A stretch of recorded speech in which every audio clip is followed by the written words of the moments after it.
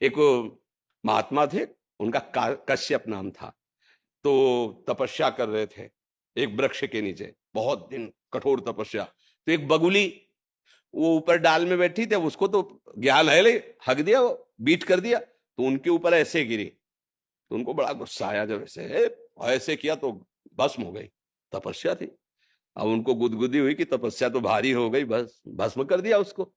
अब भिक्षा मांगने गए तो एक पतिव्रता नारी वो भिक्षाम दे तो निकली, आई, प्रणाम महात्मा, हमें अन्न चाहिए, भूख लगी, कुछ क्षण ठहरिए, अभी बना के लाती हूँ। इधर प्रधान दरवाजे पे उनसे कह के गई और दूसरे दरवाजे से पति आ गए। और उसका प्रधान धर्म पातिव्रत धर्म है। तत्काल उनके बैठाला, जल पिलाया और फिर कहा, आपके घर में अतिथि आए हुए हैं, दरवाजे पे संत करें, आपकी आज्ञा हो तो भिक्षा दे आए। वो जरूर जरूर, पहले क्यों नहीं बताया, जाओ आप तुरंत जाओ। तो भिक्षा लेके गए तो महात्मा गुस्सा में खड़े थे। वह तुम जानते नहीं हमें इतना विलंब कैसे कर दिया। तो उनका भगवान, हमारे पतिदेव आ गए। पतिदेव क्या होते? तो उनका भगवान, वो डार की बगुली मत समझना मुझे। अब तो कांप गए, क्योंकि एकांत की बात थी। उनका डाल की बगुली मत समझना मुझे। जो तुम तपस्या से नहीं जान पाए हो, मैं अपने पति की सेवा से त्रिकालज्ञ हूं। बैठे बैठे देख रहे तुम्हारे क्या चल रहा है क्या नहीं चल रहा है। अभी तुम शुद्ध तपस्वी नहीं हो, क्योंकि तुम्हें क्रोध आ गया है। तुम जाओ और एक कसाई हैं जो मांस काट के बेचते हैं, उनके चरणों में प्रणाम करो जाके, वो तुम्हें शिक्षा देंगे, तब तुम्हारी समझ में आ जाए। तो होश उड़ गए ना। बोले, मैं पातिव्रत धर्म से त्रिकालज्ञ हूं, तीनों काल का मुझे ज्ञान है। अब जहां भेजा वहां गए तो 1 किलो दो, 2 किलो दो, ऐसे काट। बोले, बड़ा आश्चर्य की बात है, मांस काटता है, ये हमें क्या ज्ञान देगा। जाने लगे तो बोले, रुको महात्मा, वो पतिव्रता पत्नी अमुक गांव की भेजा है ना। मोबाइल नहीं थे उस समय। और उनके और होश उड़ गए कि इसके आचरण तो देखो, मांस बेच रहा हो, इसको ज्ञान इस बात। तब उन्होंने कहा, ये हमारी जन्म सिद्ध क्रिया है, मैं कसाई कुल में पैदा हुआ हूं, पर मैं भगवान का भजन करता हूं। थोड़ी देर बैठो, फिर मैं तुम्हें। इन सब उदाहरणों से पता चलता है, यदि आपका जो कृत्य है, आपका जो कर्तव्य है, आप उसको कर रहे हो और भगवान का भजन कर रहे हो, तो आप साधु ही हो। और आप साधु हो, अपने कृत्य से चूक गए। अब वो पशु, उसको ज्ञान नहीं है, उसको तुमने भस्म कर दिया। तुम्हारा काम तपस्या के द्वारा जगत मंगल करना है, कि जो छोटे छोटे अपराध मान लो बन जाए, उनको भस्म कर देना है? ये ऐसा तो नहीं है। तो इसीलिए हमारी बात को केवल समझो, हमारे पास और कुछ नहीं है। जो संत और गुरुजनों, महापुरुषों से, शास्त्रों से जो बात मिली, अगर उस पे चलोगे तो इस माया रूपी रोग से मुक्त हो जाओगे, भव रोग से। मंत्र मूलम गुरु वाक्यम, मंत्र का मूल क्या? गुरुजनों के वचन। अगर उनकी बात मान लोगे तो आप निहाल हो। कोई झगड़े की जरूरत नहीं, कहीं आने जाने की जरूरत नहीं। घर में रह करके पति और परिवार को भगवान का स्वरूप मान। जैसे मंदिर में नहीं होते सियाराम जी, राधे श्याम जी, शिव जी, सब मंदिर ऐसे, सास ससुर, माता पिता, भाई बंधु, ये पूरा मंदिर है घर। इसमें भगवान इन रूपों में सेवा की और एकांत में उनसे प्रार्थना की जब समय मिला, प्रभु इस परिवार रूपी आपकी सेवा से आप प्रसन्न हो जाओ और मुझे अपने चरणों का प्रेम दो, पक्का पक्का। और अगर धर्म विरुद्ध आचरण, तो फिर कहीं आनंद की प्राप्ति नहीं। राधे राधे महाराज जी, आपके चरणों में कोटि कोटि प्रणाम। महाराज जी, जब भी हमारे कोई काम नहीं बन पाते तो हमें लगता है कि हम पे भगवत कृपा नहीं हो रही है। महाराज जी, कृपा करके मार्ग प्रदर्शित करें महाराज जी। भगवत कृपा से काम थोड़ी बनाए जाते हैं, भगवत कृपा से काम मिटाए जाते हैं, कामना रहित हुआ जाता है।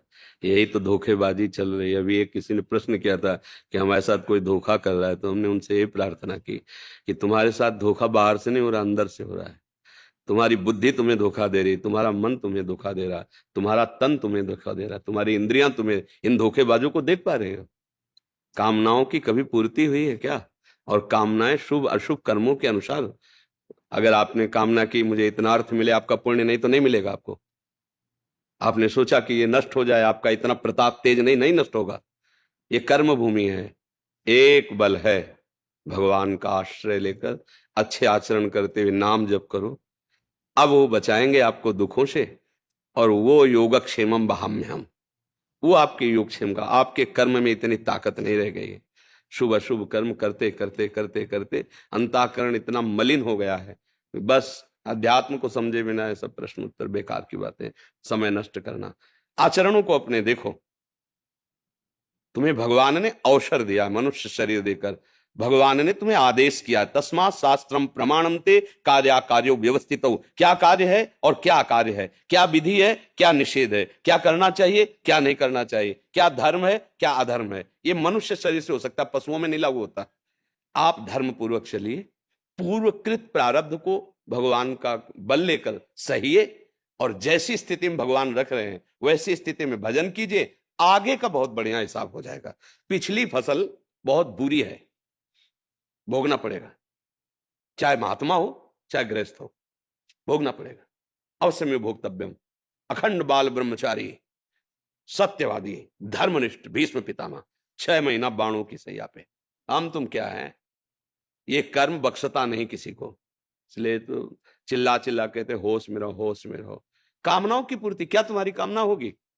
यही कामना होगी, शब्द स्पर्श रूप रस गंध, प्रकृति के 5 हैं, यही विविध रूपों में फैलकर जीवों को बांधे हुए हैं।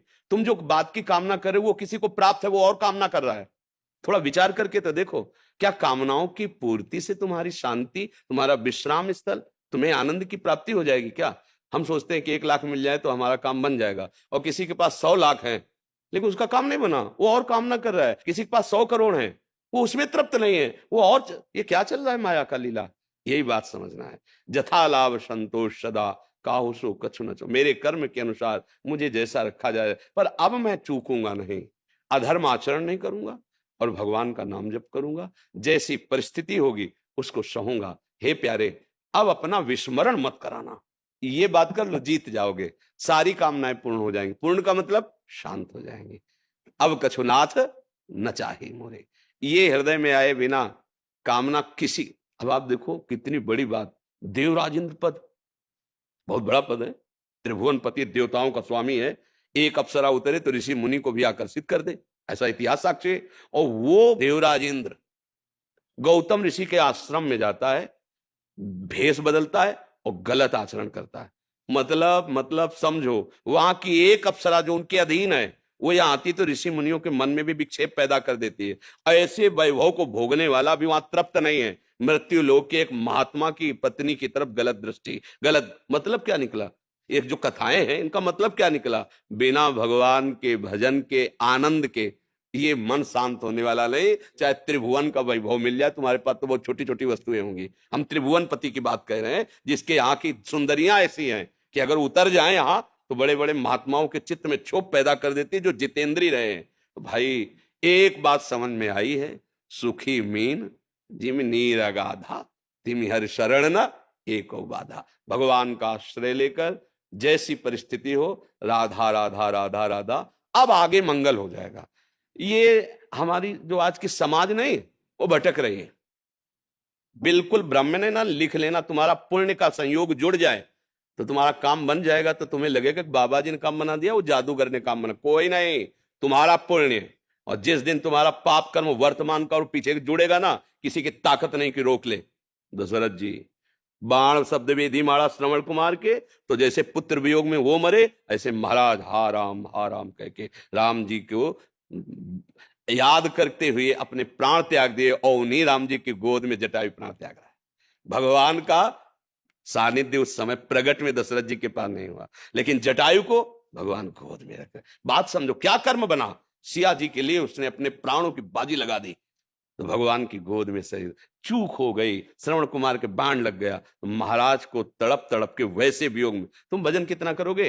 वो भगवान के बाप बनने का सौभाग्य, बाप जी बने नहीं, दशरथ जी भगवान राम के पिताजी बने नहीं। हमारी बात को समझ लो, अगर आप बुरे कर्म करोगे, कोई नहीं देख रहा, आप देख रहे हो, आपका मन देख रहा है, वही आपको दंड देगा। मन आपको दंड देगा, हर समय जलाता रहता है। जैसे गलती हो गई ना, हर समय जलता रहता है, फिर वही गलती करवाता है, फिर जलता रहता है। फिर जब बार बार ऐसा होता है तब वो सलाह देने लगता है, इससे अच्छा मर जाओ। देखो कहां पहुंचा दिया, महान पाप आत्महत्या करने के लिए प्रेरित कर दिया। हमारी बात को समझ जाओ, इस दुष्ट धोखेबाज मन पर नजर रखो, और नजर रखने की ताकत सत्संग और भजन से मिलती है। साधन को हरि भजन है कै सत्संग सा है। तब आप मन पे नजर, और मन पे नजर रख ली, उसको संभाल लिया, तो त्रिभुवन पर विजय प्राप्त कर ली। त्रिभुवन पर जिसने मन को चेला बना लिया वही सच्चा गुरु। जो वीर अपने मन को परास्त कर दिया वही महाबली। नहीं तो कुछ चले प्रवचन करो, वो वहीं गिराएगा। तुम चाहे जितने ऊंचे पद पे बैठो, वहीं गिराएगा जहां उसको गिराना है। मन की तरफ तो देखा ले जा रहा है, दूसरों की तरफ देखा जा रहा है। यही माया है। अपने मन को देखो कहां चल रहा है। कामनाओं से पूर्ति नहीं होती, शांति नहीं होती, कामनाओं के त्याग से शांति होती है। गोस्वामी जी सरल भाषा में लिख रहे हैं, बिन संतोष ना काम न साही, अछत काम सुख सपने हूं नाही। खुली बात कर ले, जब तक कामनाएं स्वप्न में सुखी नहीं हो सकते, संतोष धारण करो। कामना संतोष कैसे? जैसे भगवान की इच्छा, और नाम जप करो, उसी से मंगल।